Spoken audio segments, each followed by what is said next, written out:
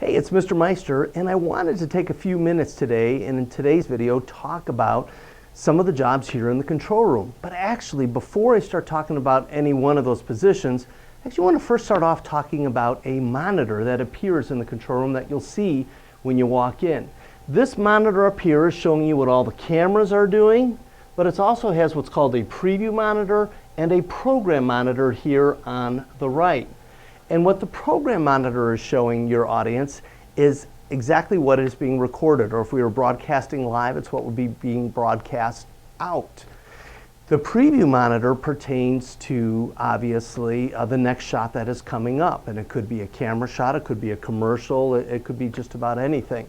So you have that preview and that program, and now who operates those? Well, that would be the technical director, because as you recall, they are changing anything that you see visual. So changing a camera shot or turning a name up on the screen, that's something that the technical director does. So let me show you this switcher over here. In this particular switcher here, there's a lot of buttons, but really you just need to concern yourself with this one row here and this one row right there.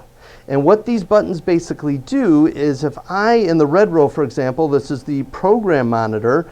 In the red row, if I hit camera 1 shows up there. Camera 2, camera 3, camera 4, camera 5, camera 6, camera 7, and even the commercials. Whatever button I have highlighted up here, I know is also automatically going to be reflected up there. Now you also have what is called a preview bus, all right? And again, whatever button I hit down here, here's camera 1, camera 2, camera 3, camera 4, camera 5, camera 6, 7, and 8.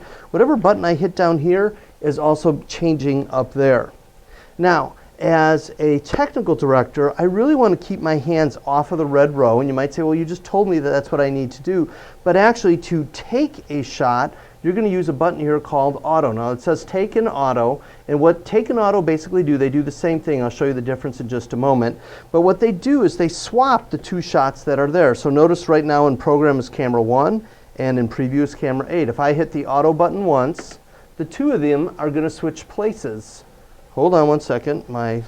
Two of them are going to switch places. All right. So I hit it again, and now camera 8 will go down to preview. Camera 1 will go up in a program. And so I can do this all day long, and this is what's going to happen. Now, a good director is always going to say, get ready with camera 2, it's ready, and take camera 2. Get ready with camera 3, take camera 3. Get ready with camera 7, take camera 7. Get ready with camera 1, take camera 1. Notice as I'm doing this, my fingers are never going into the red bus. I'm always getting it ready down here and taking it there. And there's a reason for that, because if you make a mistake in the red bus, everyone is going to see that mistake. For example, pretend you were up real late last night studying for a chem final or something, and you're really tired. And so your director says, hey, get ready with camera 2. And you're like, camera 2, I'm so tired.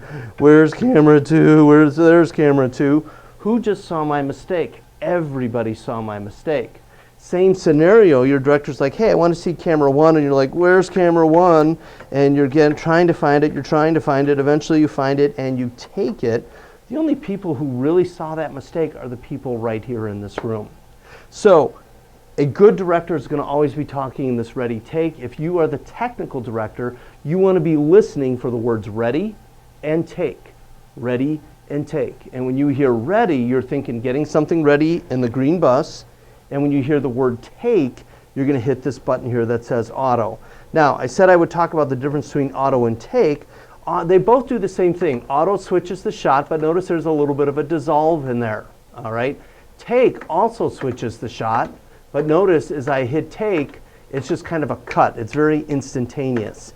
I would prefer you to use auto just because it makes your show look a little bit easier on the eyes and will look a little bit better. All right. Now, the last thing that I want to talk about that a technical director has to do is how to turn the keys on and off. Now, you may recall the keys are any graphics or text that appear somewhere on the screen. For example, the name of the show, or if it said Mr. Meister, TV teacher, below here. Those are examples of graphics or keys. All right. So who turns on the keys? Well, the computer graphics persons will get the keys ready, but it is actually the technical director who turns it on. So again, the director might say, get ready to take the key, and you're going to hit this button way over here, that turns the key on, and that turns the key on once. And if you hit the button again, it turns the key off. Now again, you'll see DSK1, DSK1 auto, DSK1 take. Again, auto kind of gradually comes on. Auto goes off, it gradually goes off. Take is instantaneous, all right? So I would always advise you to use downstream keyer auto because it's gonna be a little bit smoother.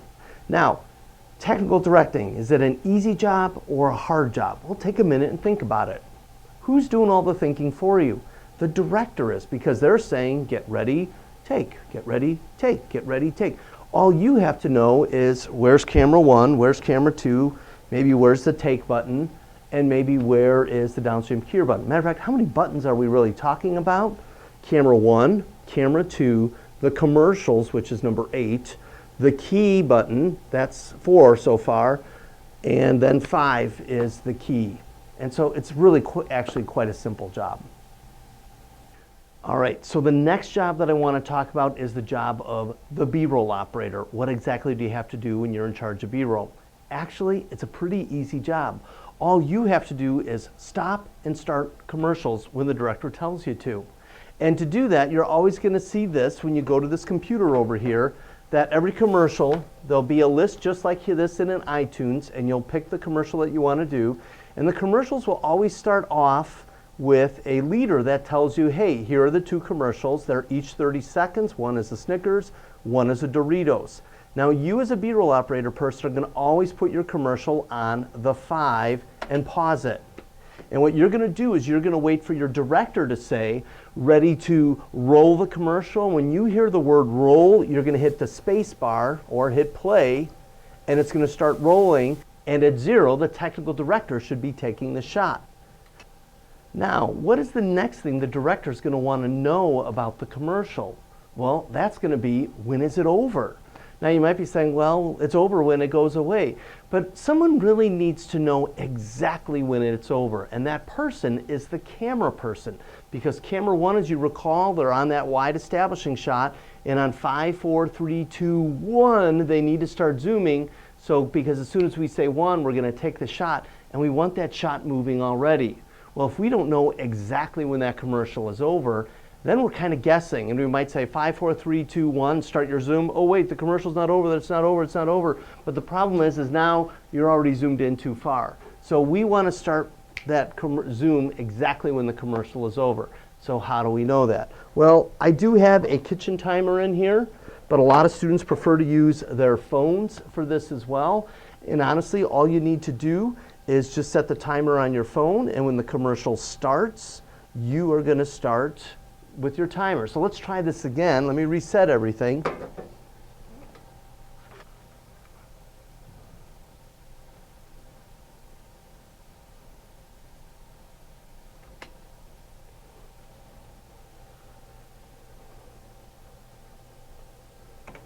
Now, as a B-roll person, I don't want to get confused, and you got to think about what you're doing here. The director is going to be telling you to roll the commercial, and that's when you're actually starting it. But when are you starting the timer? You're starting the timer when the director says, take it. More importantly, you're starting the timer exactly when the commercial starts to come on air. So let's do this again here. So the director is saying, get ready to roll the commercial, and roll the commercial. And the commercial is rolling, and as soon as it starts, I'm going to hit the button to start the timer. And there we go. And now we're counting down. Now, a couple of things I want to point out. You may notice in the commercial here that you're also seeing the player controller from iTunes appear over the commercial. Now, it might not seem like a big deal, but this is actually what's being recorded. If you're using the mouse to stop and start your commercial, what's going to happen is that controller is going to show up every second. So before a commercial is starting, what you really want to do when you're setting up the commercial is this little arrow here that appears for your mouse. Make sure that that is off of the controller, and you'll notice that eventually that controller disappears after a couple of seconds. Now when you want to stop and start the commercial, like when you get the command for roll the commercial, instead you just want to use the space bar. And as long as you don't use the mouse, that controller will never show up. Now, another thing that I want to point out to you about the commercials is you need to be aware that as they are playing, it's your job to shout out 45 seconds, 30 seconds, 20 seconds, again, so our director knows what's going on. You need to be loud about this. Now, sometimes when you're stopping and starting that timer, you might be off a second or two, and a good thing to do is to pay attention to the commercial, and if each of the commercials are 30 seconds long, when the commercial ends, you should be at 30 seconds.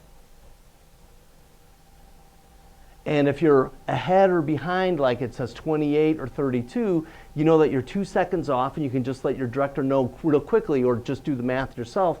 So you start that countdown of 5, 4, 3, 2, 1, and you know exactly where things go. So now we're going to practice coming back so you see what it would look like. I'll be the director. Get ready to come back from a commercial in 5, 4, 3, 2, 1, ready to take the shot and start your zoom. Take the shot. It's slowly zooming in. Use your imagination. Get ready with camera 2 and take camera 2. Get ready to turn on the key. Turn on the key. Get ready to turn on the mics. Music halfway and cue talent.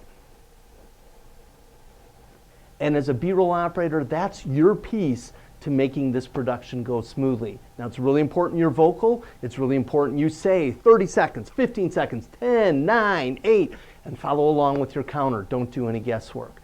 Now, you might be saying during the show, what is it that a B-roll person does? Actually, you have another really important job.